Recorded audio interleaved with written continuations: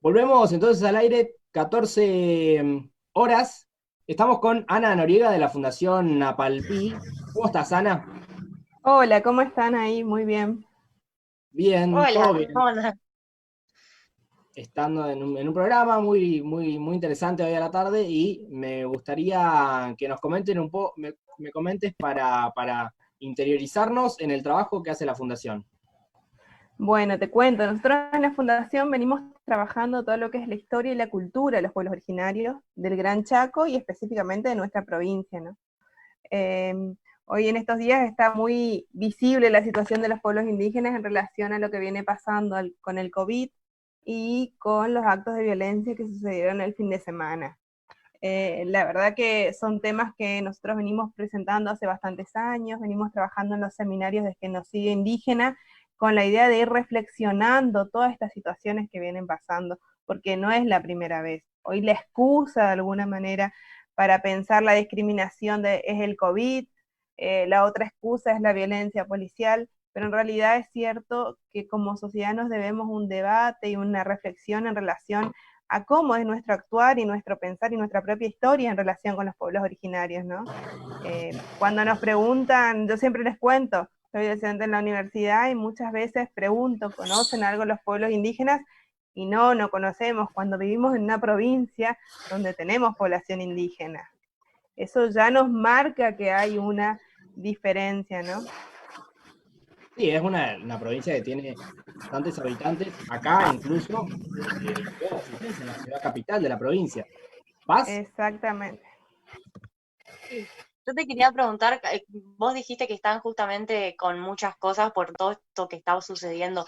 ¿Cómo es la mirada de alguien que está ahí adentro y que sabe más que nosotros, digamos? Porque nosotros sabemos muy poco y lo que se habla. ¿Qué es lo que no se habla que está detrás de todo esto?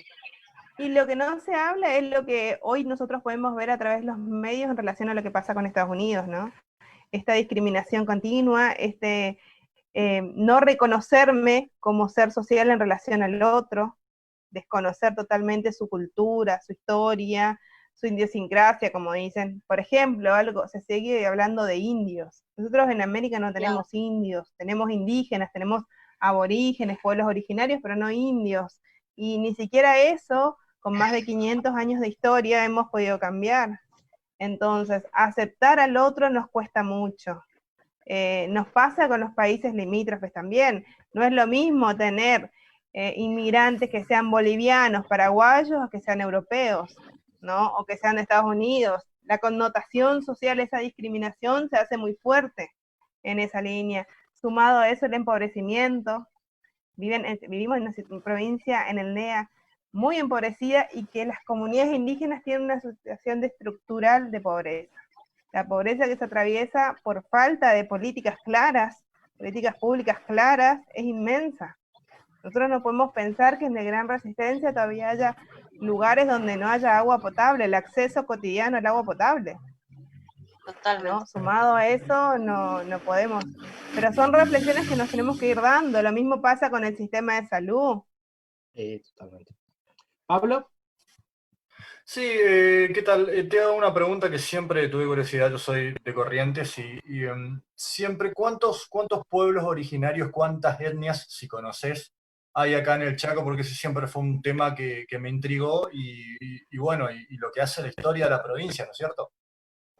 Bien, bueno, ahí en Corrientes tenemos un caso muy particular. Yo soy correntina también. Corrientes tiene sus comunidades indígenas, Ah, mira están vos. reconocidas Sí, a mira vos. nivel nacional, pero la provincia tampoco las reconoce.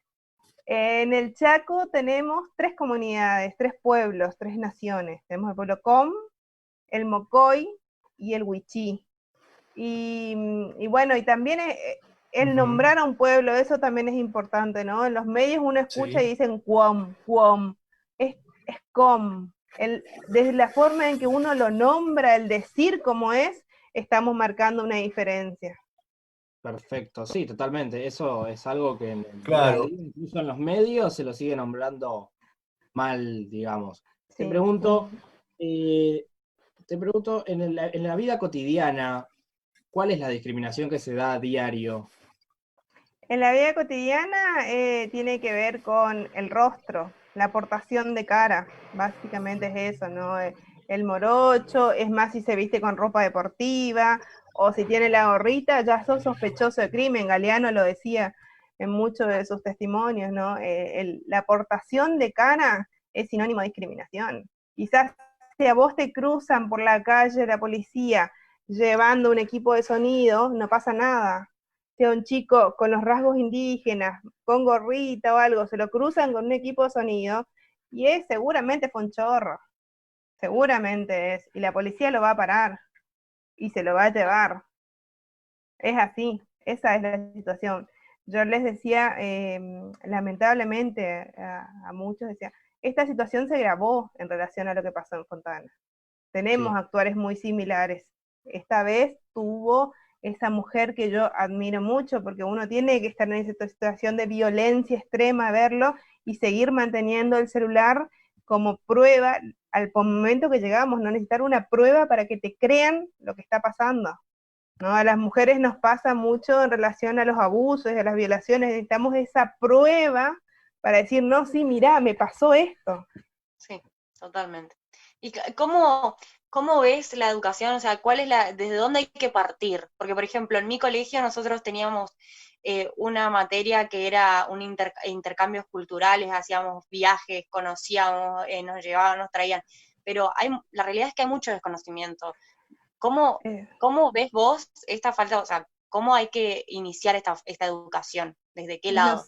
Nosotros desde la Fundación lo venimos planteando, la educación es uno de los primeros lugares donde tenemos que lograr insertar, hablar de la temática, ¿no? De la historia. Nosotros seguimos estudiando, bueno, creo, ¿no? La historia de los pueblos mayas, aztecas y demás, pero no estudiamos la historia de los pueblos indígenas de Argentina. Y los manuales, y lo digo porque todavía lo sigo viendo en mis hijos, siguen diciendo, vivían, se vestían. Entonces, si yo desde a un niño le anulo la capacidad de pensar de que el otro existe, de que ese otro diferente existe, yo ya estoy anulando toda su historia. Claro. ¿Sí? Fíjense que el ministro Trota tuvo que salir a pedir disculpas al pueblo mapuche por un error también en estos programas de Seguimos Educando, ¿sí? Porque también hablaban en pasado. Es decir, necesitamos que la escuela acepte, reconozca y trabajar la historia regional.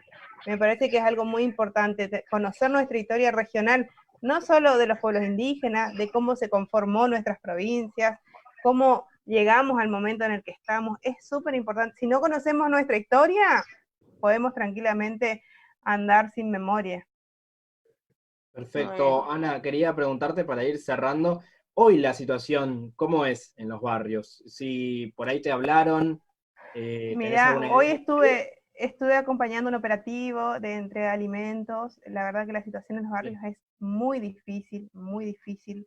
Yo le decía hoy, sin el acceso al agua en muchos lugares de gran resistencia, sin poder hacer las changas, porque también es cierto que muchas de estas comunidades son los famosos cartoneros, los que están en el centro y que hoy no se puede hacer nada de eso. Entonces, necesitan sí o sí de la ayuda del Estado y que a veces es escasa, no alcanza, y con una situación muy terrible, ¿no? La falta de alimentos, de abrigos, de agua, de elementos de higiene es muy grande en todo el Gran Resistencia.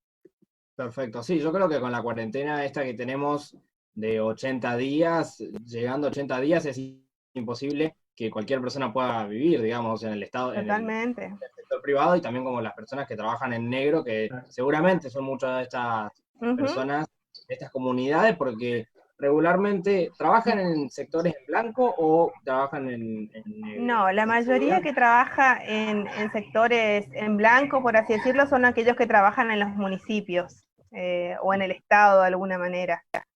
La mayoría trabaja, las chicas trabajan desde muy temprana edad como en limpieza de las casas, lavandería, niñeras.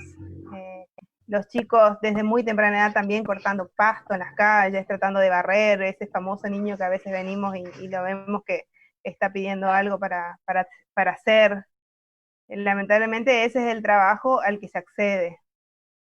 Perfecto, Ana. Muchas gracias por compartir esta tarde con nosotros, por hacernos ver también un poco la situación que tenemos. y nosotros vamos a una pausa. Muchas gracias, Ana. Bien, no, gracias a ustedes por preguntar. Que estén muy bien. Hasta la próxima. Gracias. Chao. Vamos a una Chao, pausa. chao.